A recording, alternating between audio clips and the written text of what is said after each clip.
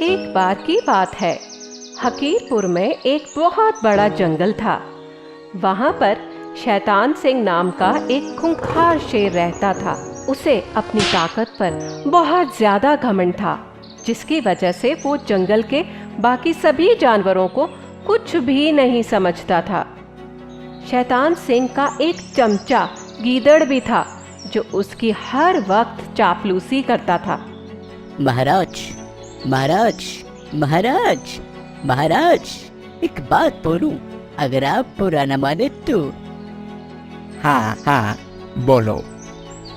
महाराज, ये हाथी आपकी बाकी जानवरों के सामने बहुत ज्यादा बेइज्जती करता है।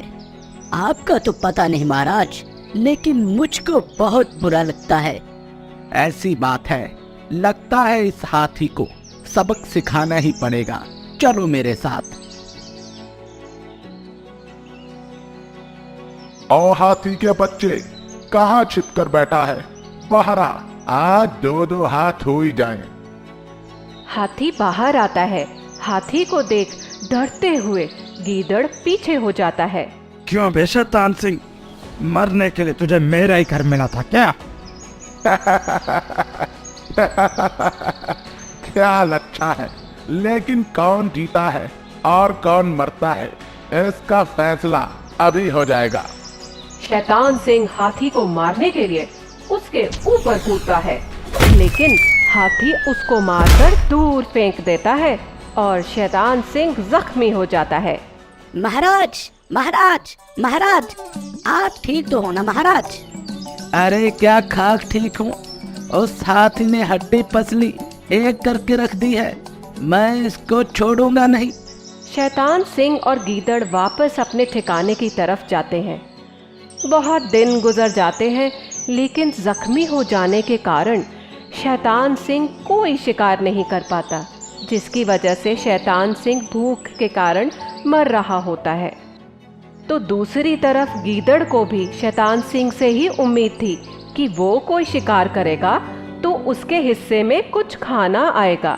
महाराज, महाराज, कितने दिन हो गए अच्छा खाना नहीं खाया, कुछ कीजिए महाराज, भूख के मारे मेरी तो जान निकल रही है। भूख तो मुझे भी लगी है, मगर करूं क्या? इस चोट की वजह से मैं बहुत ज्यादा भाग दौड़ नहीं कर सकता। महाराज, इस तरह तो हम दोनों ही भूख की वजह से मर जाएंगे। कोई हल तो होगा महाराज कि हम अपनी भूख मिटा सकें। शैतान सिंह सोचने लगता है। एक आइडिया है मेरे पास। क्या आइडिया है? अगर तू चाहता है कि हम दोनों की भूख मिट जाए, तो तुझे मेरा एक छोटा सा काम करना होगा। बोले महाराज, क्या करना होगा? तुमको कोई भी जानवर ढूंढकर मेरे पास लाना होगा, ताकि मैं उसको अपना शिकार बना सकूं। लेकिन ध्यान रहे, जिस जानवर को तुम लेकर आओगे उसको जरा भी शक नहीं होना चाहिए। महाराज, आप फिक्र मत कीजिए, ये तो मेरे बाएं हाथ का काम है, अभी लेकर आता हूँ। गीदड़ किसी जानवर को ढूंढने के लिए निकल जाता है और काफी समय के बाद उसे एक गधा दिखाई देता है। वाह, बन गया काम। इस गधे को महाराज के सामने लेकर जाता हूँ। अरे गधे भाई, क्या हाल है? बड़े दुबले पतले से लग रहे हो, सब ठीक है ना? गीदड़ भाई, क्या बताओ, मेरा मालिक एक धोबी है। वो सारा दिन मुझसे काम करवाता था और खाने को सिर्फ सूखी घास देता था। गधा भाई, तुम चिंता मत करो, साथ वाले जंगल में हरी घास के बहुत मैदान है, तुम वहाँ पर पेट भर कर घास खा सकते हो। अरे नहीं नहीं, मैं नहीं जाऊंगा, वहाँ के जंगली जानवर मुझको खा जाएंगे। इस जंगल में मेरा राज है। मैंने तुम्हारे जैसे कई गधों को उनके मालिकों से आजाद करवाया है। और हाँ, वैसे भी मैं तुम्हारे पास इसलिए आया था कि जंगल में मेरी 3 बेटियां हैं जो अब शादी के लायक हो गई हैं।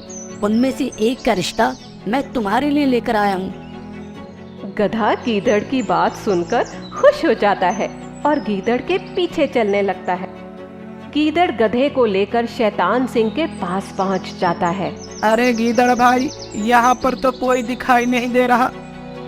शैतान सिंह गधे की तरफ कूदता है, लेकिन गधा भाग जाता है। क्या महाराज, अब आपके पंजे में वो बात नहीं रही? मैंने अपना पंजा खोला ही कहा था अभी। मेरे पंजा खोलने से पहले ही वो भाग निकला। ठीक है ठीक है, एक बार मैं फिर कोशिश करता हूँ और उसको आपके पास लेकर आता हूँ। गीदड़, तुम पागल हो गया हो क्या? जो गधा भी मुझसे अपनी जान बचाकर निकला है, वो वापस तुम्हारे साथ मेरे पास क्यों आएगा? तुम कोई और जानवर ढूंढ कर लाओ। महाराज, आप उसकी चिंता मत कीजिए, वो सब मैं देख लूंगा।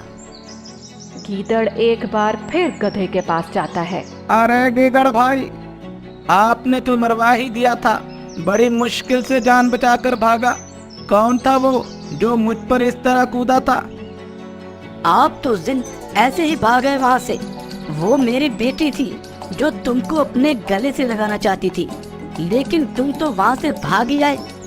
तो वो तुम्हारी बेटी थी? हाँ, वो मेरी बेटी थी, और जब से उसने तुमको देखा है तब से तुम्हारे पीछे पागल सी हो गई है।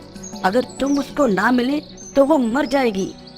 गधा गीदड़ की ये बात सुनकर फूले नहीं समा रहा था, और गीदड़ इस बात को सोचकर खुश हो रहा था कि उसने एक बार फिर गधे को अपनी बातों में फंसा लिया है।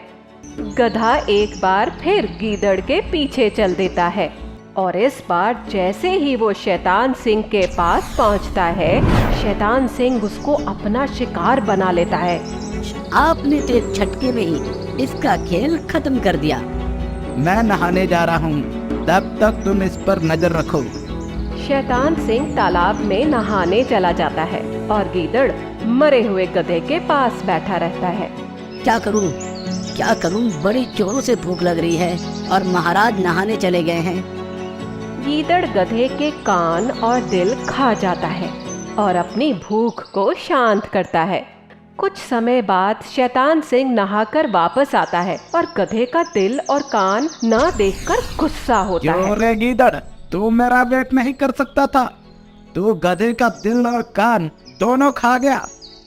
नहीं महाराज, ऐसी कोई बात नहीं।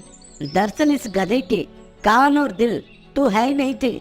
अगर होते तो वो वापस आपके पास क्यों आता? शैतान सिंह भी गीदड़ की इस बात को समझ लेता है, और दोनों मिलकर उस गधे को खा जाते हैं। इस कहानी से हमें यह शिक्षा मिलती है कि हमें कभी भी दूसरों की बातों में नहीं आना चाहिए।